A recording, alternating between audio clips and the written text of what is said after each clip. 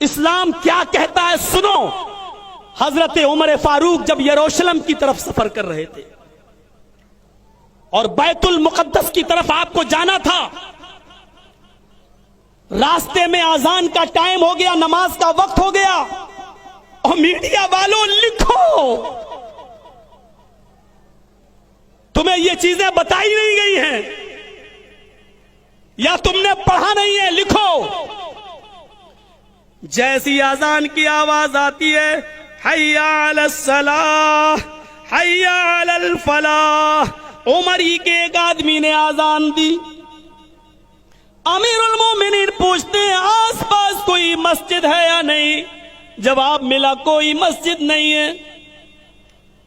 عیسائی اپنے گھروں سے نکل کر آئے، کہنے لگے امیر المومنین مسجد نہیں تو کیا ہوا، ہمارا گرجا موجود ہے، ہمارے گرجا میں آپ نماز پڑھ لیجئے.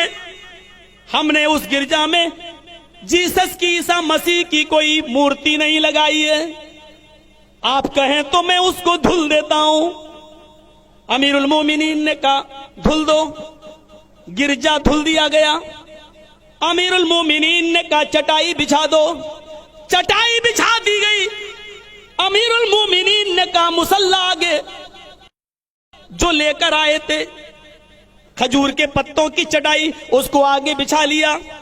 کہا ایک آدمی اقامت کہے، اقامت بھی کہہ دی گئی. اللہ اکبر اللہ اکبر، اشہد ان لا الہ الا اللہ، اشہد ان محمد رسول اللہ، حی علی الصلاۃ حی علی الفلاح، قد قامت الصلاۃ قد قامت الصلاۃ، اللہ اکبر لا الہ الا اللہ. امیر المومنین نے فرمایا استووا صفوفکم، اپنی صفیں درست کر لو. جیسے ہی صفیں درست ہو گئی، آپ نے قبلے کی طرف منہ کر لیا.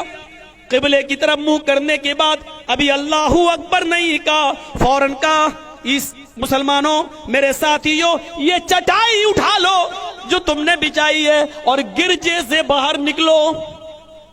گرجے سے باہر نکلے. باہر سڑک پر، روڈ پر، بیابان جنگل میں، اس جگہ پر جہاں عیسائیوں کی بستی تھی، چٹیل میدان میں چٹائی بچھا لی اور وہیں سترہ لگایا اور نماز ادا کر لی. جب نماز پڑھ چکے تو عیسائیوں نے کہا امیر المومنین کیا ہو گیا، ہم تو آپ کو اجازت دے چکے تھے اپنے گرجا میں نماز پڑھنے کی، پھر آپ نے ہمارے گرجا میں نماز کیوں نہیں پڑھی؟ چٹائی بھی بچھا لی، آپ چلے بھی گئے، اقامت بھی کہہ دی گئی، پھر آپ نے ہمارے گرجا میں نماز کیوں نہیں پڑھی؟ کیا ہمارا گرجا ناپاک تھا یا ہمارے گرجے میں نماز نہیں ہوتی آپ کی؟ حضرت عمر نے اس عیسائی کو اپنے سینے سے لگایا، گلے سے لگایا، فرمایا نہیں میرے بھائی ایسی کوئی بات نہیں ہے، تمہارے گرجا میں میری نماز ہو جاتی، اللہ کی قسم میرا اسلام نہیں روکتا، تمہارے گرجا میں میری نماز جائز تھی، ہو جاتی، میرا اسلام ہمیں منع نہیں کرتا، لیکن میں نے سوچا آج کہیں تیرے گرجا میں اگر میں نے نماز پڑھ لی تو بعد میں آنے والے مسلمان کہیں تمہارے اس گرجا پر مسجد ہونے کا دعویٰ نہ ٹھونک دیں اور یہ نہ کہہ بیٹھیں کہ اس مسجد میں حضرت عمر نے نماز پڑھی تھی اس لیے یہ مسجد ہے، اپنا گرجا خالی کرو. عمر کے انتقال کے بعد تمہارے گرجا پر مسلمان کہیں مسجد ہونے کا دعویٰ نہ ٹھونک ڈالیں. میں نے اس ڈر سے تمہارے گرجا میں نماز نہیں پڑھی تاکہ مسلمانوں کو کوئی بہانہ نہ ملے.